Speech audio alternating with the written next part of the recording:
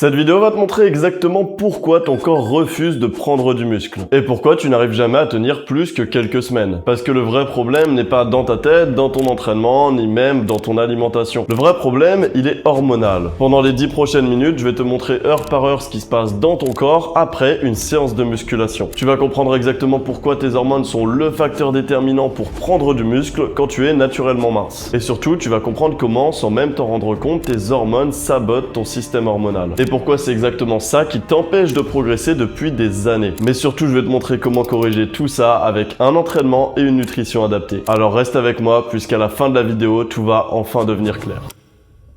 Avant de montrer ce qui se passe dans ton corps après chaque séance, tu dois comprendre un point fondamental. Tes muscles ne se construisent pas pendant l'entraînement. L'entraînement, en fait, c'est surtout un signal. Un stress contrôlé que tu imposes à tes muscles pour leur dire « Ok, maintenant vous allez travailler parce que j'ai besoin d'être plus fort. » Mais ce signal doit ensuite être transformé en une véritable construction musculaire. Et ce sont principalement tes hormones qui régulent cette réponse. Laisse-moi t'expliquer comment, puisque c'est essentiel pour comprendre la suite. La testostérone, c'est l'une des hormones clés qui pilote ta prise de muscle. Pense à une maison en construction.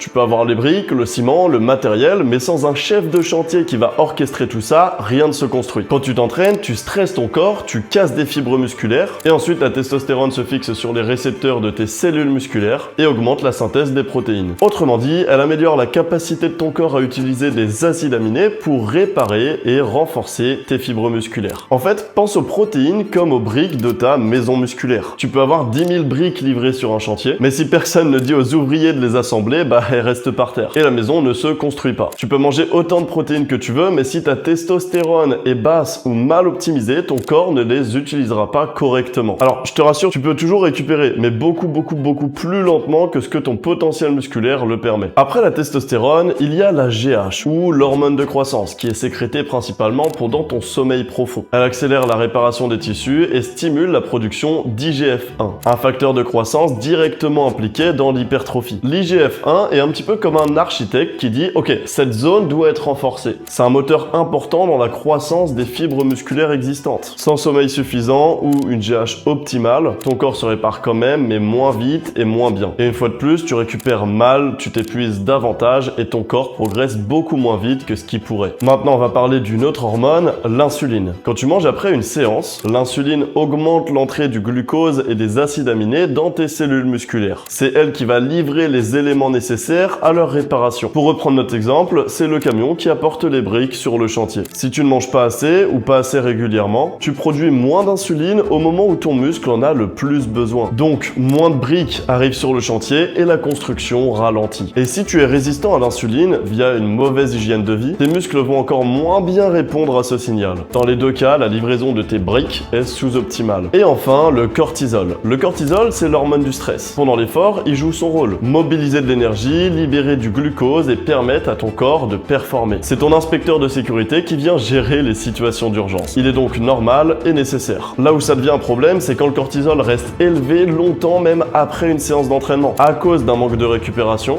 d'un stress chronique ou d'un volume d'entraînement trop important. Un taux de cortisol trop élevé ne bloquera pas complètement ta prise de muscle, mais par contre il va augmenter la dégradation de tes fibres et réduire ta récupération. Bref, encore une fois, tu casses plus que ce que tu construis et tu ralentis complètement le progrès. Bon, ça peut paraître un petit peu technique tout ce que je t'ai dit jusque-là, mais en résumé, voilà pourquoi est-ce que les hormones comptent autant. L'entraînement va envoyer un signal, mais ce sont tes hormones combinées à ton sommeil, ton alimentation et ta récupération qui déterminent à quel niveau et à quelle vitesse tu vas construire du muscle. Donc maintenant, laisse-moi te dire minute après minute ce qui se passe dans ton corps suite à une séance d'entraînement et surtout te montrer là où ça bloque chez la plupart des gens qui stagnent. Comme on l'a vu, pendant ton entraînement, ton corps sécrète du cortisol. C'est normal et nécessaire. Tu imposes un stress physique à ton organisme et le cortisol sert à mobiliser l'énergie dont tu as besoin pour performer. Il augmente le glucose, entre parenthèses l'énergie disponible, il améliore ta capacité à continuer dans l'effort et fait partie intégrante de la réponse au stress mécanique qu'impose ta séance d'entraînement. Si on reprend notre métaphore, c'est ton inspecteur de sécurité. Il intervient pour gérer la situation et permettre au chantier de tenir le choc. Maintenant, quand tu es mince avec un métabolisme rapide, tu as tendance à passer rapidement vers un état de catabolisme, c'est-à-dire de détruire des fibres musculaires si jamais tu n'as pas assez d'énergie disponible. Ton corps va puiser ses réserves très vite, ce qui peut rendre ta récupération plus difficile si elle n'est pas optimisée derrière. Donc l'essentiel, c'est pas ce qui se passe pendant l'effort. Cette phase est temporairement catabolique chez tout le monde, mais ce qui est important, c'est ce qui va se passer juste après. C'est là que ton corps doit passer du mode destruction à construction. Et c'est ce basculement que beaucoup d'hommes sabotent sans même s'en rendre compte. Pour que ce basculement se fasse correctement, 3 choses essentielles doivent se produire. Premièrement, ton système nerveux doit se calmer. Que tu t'entraînes le matin, à midi ou le soir, ce qui compte, c'est la capacité que va avoir ton système nerveux à redescendre après l'effort. Si tu t'entraînes par exemple à midi et que tu reviens tout de suite dans un environnement ultra stressant, ton système nerveux va rester en mode alerte. Ou alors si tu t'entraînes le soir et que après ta séance, tu enchaînes avec un max d'écran, des tâches stressantes qui activent ton cerveau à fond, tu vas surstimuler ton cerveau, alors ton corps va saturer et le cortisol va rester élevé. Donc tu t'en doutes, la première chose qui sabote tes hormones, c'est une vie sous tension permanente. Aucune transition entre l'effort et la récupération. Zéro technique pour faire redescendre la pression. Alors qu'il suffit parfois de 5 minutes de respiration lente ou de marche calme pour enclencher la bascule vers le mode récupération. Mais si tu ne le fais jamais, surtout avec notre métabolisme, notre corps va rester figé en mode vigilance. Et dans cet état, la construction musculaire devient beaucoup moins efficace. Quelques dizaines de minutes plus tard, l'insuline va rentrer en jeu. Après ta séance, tu manges. L'insuline augmente alors l'entrée du glucose et des acides aminés vers tes cellules musculaires. C'est ce signal qui va permettre à tous les nutriments d'arriver là où ils sont nécessaires. Alors, t'entends partout qu'il faut manger plus pour prendre du poids. Et c'est vrai sur les bases. Tu dois être en surplus calorique. Généralement entre plus 200 et plus 500 calories par jour. Et tu dois apporter suffisamment de protéines, entre 1,6 et 2,2 grammes de protéines par kilo de poids de corps. Ce qui est une référence assez solide. Mais même si tu fais ça bien, tu peux malheureusement freiner ton évolution si ton alimentation n'est pas équilibrée. Car ce n'est pas un déficit en glucides qui rend l'insuline moins fonctionnelle. Biologiquement, en fait, ça se passe pas comme ça. En revanche, si tu ne manges pas de glucides au bon moment, si ton apport en graisse essentielle est insuffisant, ou alors si tu manques de micronutriments clés, comme le magnésium, le zinc ou la vitamine D, alors ton métabolisme et la réponse hormonale fonctionneront moins bien. Ton corps a moins de nutriments disponibles, moins de régulation hormonale, et la livraison de tout ça vers les muscles est moins efficace. Maintenant, la deuxième habitude qui sabote tes hormones, c'est un déséquilibre macronutritionnel chronique. Trop de glucides complexes, trop peu de bonnes graisses, et un déficit en micronutriments indispensables. Résultat, même en augmentant tes calories, tu n'optimiseras pas ton environnement hormonal. Les nutriments arrivent au compte-gouttes et la construction se fait au ralenti. Troisièmement, la testostérone doit être suffisante. Comme tu le sais, la testostérone, c'est l'une des hormones qui permet la synthèse protéique et donc qui favorise la reconstruction musculaire. Après une séance, ton corps réagit mieux à l'anabolisme si tes taux de testo sont corrects. D'ailleurs, après 30 à 35 ans, ta testostérone va descendre naturellement de 1 à 2% par an en moyenne. Alors, c'est pas dramatique, mais ça augmente l'importance d'avoir de bonnes habitudes de vie. D'ailleurs, la troisième habitude qui sabote tes hormones, ça va être le manque de sommeil, l'alcool fréquent et l'inactivité totale en dehors de tes entraînements. Une étude récente a montré que si tu dormais 5 à 6 heures par nuit pendant une semaine, même sur quelqu'un de jeune, tu vas diminuer ta production de testostérone de 10 à 15%. C'est énorme. Et l'alcool régulier, même à petite dose, réduit aussi ta production de testostérone sur le long terme. Et enfin, si tu as un mode de vie sédentaire en dehors de tes séances, tu auras forcément un taux de testostérone beaucoup moins haut que quelqu'un qui va rester actif. Et d'ailleurs, ces habitudes ne réduisent pas juste un peu ta production hormonale. Elles ont clairement un rôle majeur si ta production est ralentie, voire elles peuvent bloquer complètement ta progression. Maintenant, la partie 4, ça va être la phase anabolique. Entre 3 et 6 heures après ta séance, si tout s'est bien passé jusque-là, tu rentres officiellement en phase anabolique. Et anabolique, grosso modo, ça veut dire construire du muscle. Donc, durant cette phase, la synthèse protéique va être nettement supérieure à son niveau de base. Et c'est là que la majorité du travail de construction commence. L'IGF-1 va jouer un rôle important dans cette phase, tu le sais déjà, mais il participe à la réparation des fibres musculaires et contribue à l'hypertrophie, c'est-à-dire l'augmentation de la taille des fibres musculaires déjà existantes. La synthèse protéique s'active fortement. Ton corps utilise des acides aminés pour réparer ce qui a été endommagé et renforcer les fibres musculaires. Mais ce processus consomme beaucoup d'énergie et de nutriments. Sans un apport assez important en calories, en glucides et en protéines, et sans un environnement hormonal correct, la capacité de ton corps à basculer en phase anabolique est fortement réduite. Et dans ce cas précis, ton corps bascule en mode récupération minimale. Il répare juste ce qui est absolument nécessaire pour maintenir ce qui existe déjà. En fait, encore une fois, si on reprend nos exemples, il va se contenter de consolider les briques qui existent déjà, mais pas d'aller chercher des nouvelles briques pour les poser sur notre construction. C'est d'ailleurs exactement pour ça que tu peux t'entraîner littéralement depuis des mois, mais toujours avoir exactement le même niveau. Tu répares, mais tu construis pas. Enfin, la partie 5, la nuit. On arrive au moment le plus critique de tout le processus, c'est la nuit. C'est pendant cette phase de sommeil profond que ton corps va libérer la plus grosse dose quotidienne d'hormones de croissance. Les premières heures de sommeil sont d'ailleurs celles où les pics sont les plus élevés. L'AGH, autrement dit hormone de croissance, joue un rôle majeur pour quelqu'un qui a du mal à prendre du muscle. Je rappelle qu'elle soutient la réparation des tissus, l'hypertrophie, elle favorise l'utilisation des graisses comme bonne source d'énergie, ce qui épargne les protéines. C'est durant cette phase que le gros travail de récupération se fait réellement. Sans un sommeil profond et de bonne qualité, même si tu manges beaucoup et que tu t'entraînes sérieusement, tu limites fortement ta capacité à progresser. Ton corps se répare moins, récupère moins et rentabilise mal chaque séance. Voici maintenant le problème exact. Si tu dors 6 heures ou moins, la quantité de sommeil profond total diminue fortement, ce qui réduit naturellement la quantité de GH libérée durant la nuit. Si tu te couches tard et que tu passes la soirée sur les écrans, la lumière artificielle retarde l'endormissement et altère la structure de ton sommeil, ce qui retarde forcément l'apparition du sommeil profond. Ou si tu consommes de l'alcool le soir, même en petite quantité, ton sommeil profond va être fortement réduit et la libération du GH va chuter cette nuit-là. Comprends bien quelque chose, chaque nuit trop courte, c'est une partie du travail de la journée qui va mal être rentabilisée. Et si tu répètes ça plusieurs fois dans la semaine, tu réduis de manière massive ta capacité à construire du muscle sur le long terme. Et ça crée d'ailleurs un cercle vicieux. Tu dors mal,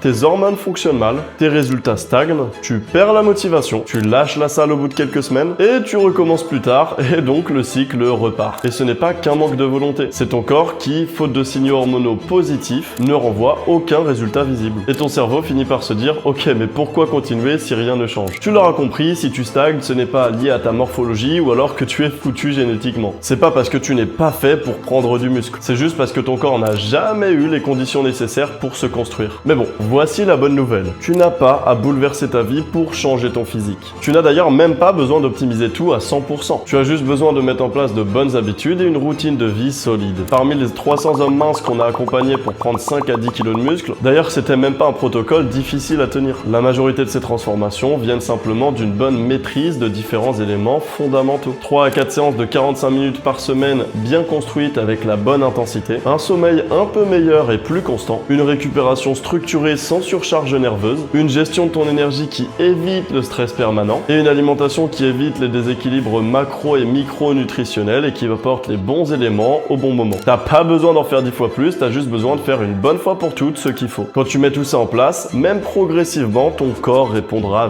vite. C'est pour ça qu'au sein de l'accompagnement Olymp Mass, dès les 2 premières semaines, chez nos clients, on voit déjà entre 500 grammes et 1 kg de plus sur la balance. En tout cas, si t'as kiffé la vidéo, abonne-toi. On se retrouve très rapidement pour un maximum de conseils et si jamais t'as envie toi aussi de suivre notre méthode, toutes les infos sont en description.